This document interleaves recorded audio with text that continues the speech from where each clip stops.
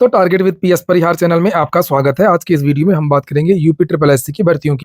और आज राष्ट्रपति का अभिभाषण भी हुआ है बजट सत्र के पहले, तो थोड़ा सा उसकी भी चर्चा करेंगे। तो वीडियो को जल्दी से लाइक कर दें, शेयर कर दें, और जिन छात्रों ने चैनल को अभी भी सब्सक्राइब न किया हो तो जल्दी से सब्सक्राइब कर लें, ताकि आप लोगों को इसी प्रकार की ऑथेंटिक अपडेट से सबसे पहले मिलती रहे।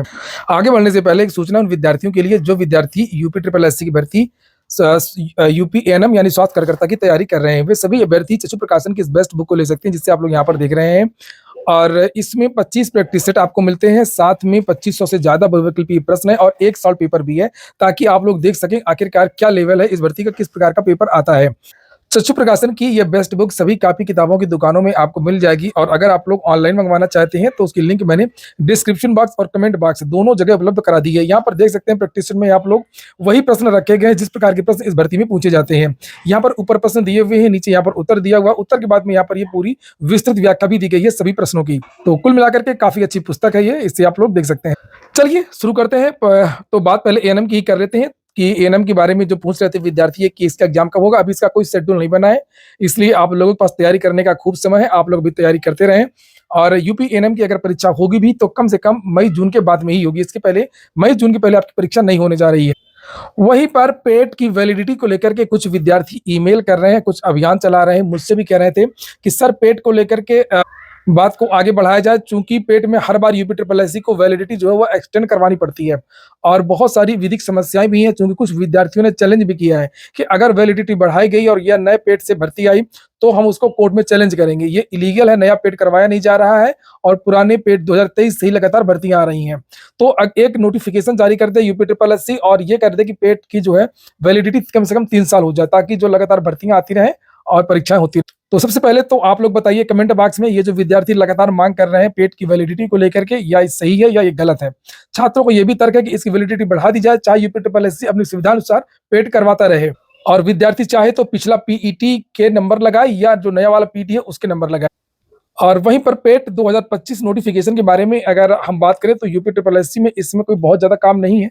परीक्षाएं छोटी छोटी हो रही हैं, हर महीने हो रही, मैंने पहले ही बताया था, और ये लगातार होंगी भी। हर महीने कम से कम 2 से 3 परीक्षाएं हर महीने होंगी, किसी किसी महीने तो 4 परीक्षाएं भी देखने को मिल सकती हैं।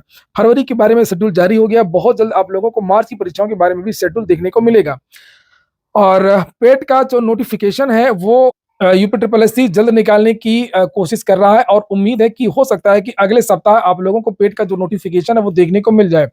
लेकिन अभी भी पूरी संभावना यही है कि जो लोअर की भर्ती, लेखपाल की भर्ती, एएसओ की भर्ती, जे की भर्ती, 2-3 भर्तियां हैं, अभी भी संभावना है।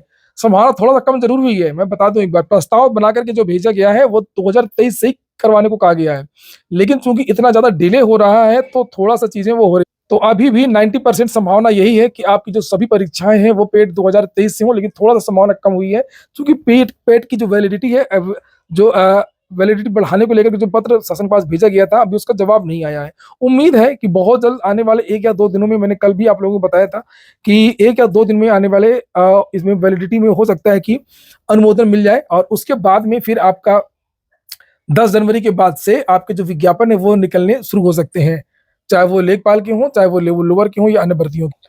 पहले पेट की वैलिडिटी बढ़ेगी, उसके बाद में पेट का नोटिफिकेशन जारी होगा। जूनियर असिस्टेंट 1262 जिसकी हाल ही में टैपिंग हुई थी, इन विद्यार्थियों का रिजल्ट भी बहुत जल्द जारी होने वाला। उम्मीद है कि अगला सप्ताह इन विद्यार्थियों का हो सकता है। बहुत जल्दी कुछ भर्तियों की जो नोटिस है एग्जाम वगैरह की, शॉर्ट लिस्टिंग वगैरह की, वो आप लोगों को देखने को मिल सकती है। और आपकी जो अगली बहुप्रतीक्षित परीक्षाएं हैं, एजीटीए, वीपीओ और जूनियर असिस्टेंट, एएनएम के बारे में तो अभी नहीं आएगा। इन ये जो 2-3 भर्तियां हैं, प्रवर्तन कांस्टेबल भी है, तो ये 3-4 भर्तियां हैं, इनकी जो नोटिस है आप लोगों को बहुत जल्द यूपी ट्रिपल एससी के द्वारा देखने को मिल सकती है। वीपीओ की जो परीक्षा वो अप्रैल में होने की संभावना है, ये अप्रैल में। और एजीटीए भी आपका मार्च या अप्रैल, लास्ट मार्च या अप्रैल में हो सकता है। जूनियर असिस्टेंट आपका मई जा रहा है, चूंकि ये बड़ी भर्ती है और इसमें बहुत ज्यादा विद्यार्थियों ने आवेदन किया है, संख्या ज्यादा है, तो यूपी ट्रिपल एससी की यही कोशिश रही है शुरू से। जैसे मैंने बताया था कि पहले छोटी भर्तियां होंगी, उसी तरह से यूपी ट्रिपल एससी आगे बढ़ रहा है। तो ये जो परीक्षा जूनियर असिस्टेंट की है ये मई में जाने की संभावना है, ये अप्रैल में जाने की संभावना है। एजीटीए भी मार्च या अप्रैल में ही जाने की संभावना है।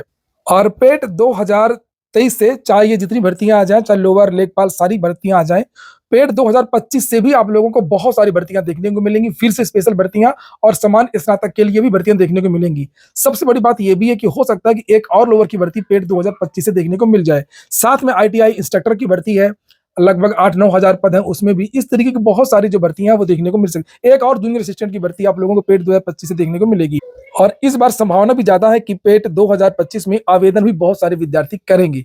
तो इस बार आप लोग पेट 2025 की तैयारी मन लगा करके करिए। पिछली बार बहुत सारे विद्यार्थी चूक गए थे क्योंकि पहले वाले पेट में वैकेंसी ज्यादा आई नहीं थी और विद्यार्थियों का मन टूट गया था और बहुत कम आवेदन हुए थे, हालांकि पेपर भी टफ था। और इस बार और विद्यार्थियों ने बीच में अभियान भी चलाया था जेई वाले और बहुत सारे कि बिना पेट के आवेदन किया जाए या लोअर वाले, तो वो बाद में सबको समझ में आ गया कि पेट लागू हो गया तो पेट तो हट सकता नहीं है। आज की डेट में पेट सत्य है, पेट कभी नहीं हटेगा अगर एक बार लागू हो गया है। और इस बार कंपटीशन ज्यादा होगा। अब सबको अहमियत पता चल गई है पेट की कि यूपी ट्रिपल एससी की समूह की भर्तियों की अगर में सिलेक्शन लेना है तो फिर पेट तो आपको क्वालिफाई करना ही होगा। तो उम्मीद है कि इस बार जो है लगभग 40 लाख के आसपास या 45 लाख के आसपास इस बार आवेदन हो सकते हैं। चलिए अब थोड़ा सा बात कर लेते हैं राष्ट्रपति के अभिभाषण की। बजट सत्र के पहले दिन आज राष्ट्रपति महामहिम का आज अभिभाषण था और बहुत सारे जो बेरोजगार छात्र हैं, छात्र संगठन है, सब इंतजार कर रहे थे कि हो सकता है कि जो भी देश में केंद्रीय संस्थाओं में लाखों पद रिक्त हैं उन पदों को भरने के लिए कुछ बात कहेंगी। इसको लेकर के एक पत्र भी लिखा गया था। यहाँ पर ये राजेश सचान की तरफ से लिखा, केंद्र सरकार ने 1 फरवरी को संसद सत्र में बजट पेश करेगी। कल शुरू हो रहे बजट सत्र के पूर्व राष्ट्रपति द्रौपदी मुर्मू को पत्र लेकर के अनुरोध किया गया है कि देश में सरकारी विभागों में रिक्त पड़े 1 करोड़ पदों को तत्काल पारदर्शिता के साथ भरने, स्वास्थ्य व रोजगार की गारंटी, हर व्यक्ति के सम्मानजनक जीवन की गारंटी जैसे ज्वलंत सवालों को हल करने हेतु बजट में प्रावधान किया जाए। रोजगार अधिकार अभियान के कोऑर्डिनेटर राजेश सचान की ओर से प्रेषित पत्र में उल्लेख किया गया है कि आज देश की बेरोजगारी की भयावह स्थिति है। आईआईटी जैसे प्रतिष्ठित संस्थानों के युवा भी बेरोजगारी से त्रस्त हैं। इससे इस समस्या की भयावहता का अंदाजा लगाया जा सकता है। आप लोगों ने देखा भी होगा पिछले दिनों बहुत सारी चीजें वायरल हो रही थी। आईआईटी मुंबई में भी पूरा प्लेसमेंट नहीं हुआ है, आईआईएम में भी सिलेक्शन नहीं हो रहा है। तो महामहिम राष्ट्रपति ने आज अभिभाषण दिया तो स्वरोजगार को ही इन्होंने ज्यादा कहा अपने अभिभाषण में कि निवेश आ रहा है, लोन सस्ता कर दिया गया है, ब्याज कम लगेगी, स्वरोजगार मतलब यही इसी टाइप की बातें की गई हैं। यहाँ पर लिखा है कि विदेशों से जमकर के निवेश आ रहा है और इसके चलते देश के युवाओं को रोजगार के सरकारी नौकरियों की बात इसमें कोई भी नहीं की गई है। केवल लोन, बैंक, ये वो यही सब बातें की गई हैं और यहाँ पर आप देख सकते हैं। और ये प्रमुख बातें हैं, बिंदुओं में आप लोग देख सकते हैं। एमएसएमई के लिए क्रेडिट गारंटी स्कीम, मुद्रा लोन 10 लाख से बढ़ाकर के 20 लाख, 25 करोड़ लोग बाहर निकले। इंटर्नशिप योजना ने युवाओं को मजबूत किया। ड्रोन दीदी महिला सशक्तिकरण, 8,000 करोड़। 8वीं वेतन आयोग। अपने भाषण में इन्होंने यहाँ पर लिखा नहीं है लेकिन पेपर लीक को भी कहा कि हमने पेपर लीक के खिलाफ कानून बनाया है और जब कानून बना उसके बाद में भी बहुत सारे जो पेपर हैं वो लीक हुए हैं। फिलहाल राष्ट्रपति का जो अभिभाषण था वो छात्रों के लिए उसमें कुछ भी नहीं था, बहुत ज्यादा निराश किया। ये हो गया आज का वीडियो आपको अच्छा लगा हो, पे काम का हो तो लाइक अवश्य कर दें। जिन छात्रों ने चैनल को सब्सक्राइब ना किया हो सब्सक्राइब कर लें। पूरा वीडियो सुनने के लिए बहुत बहुत धन्यवाद। और हाँ, पेट वैलिडिटी को लेकर के आप लोग अपना जो कमेंट है वो अवश्य रखें कमेंट बॉक्स में।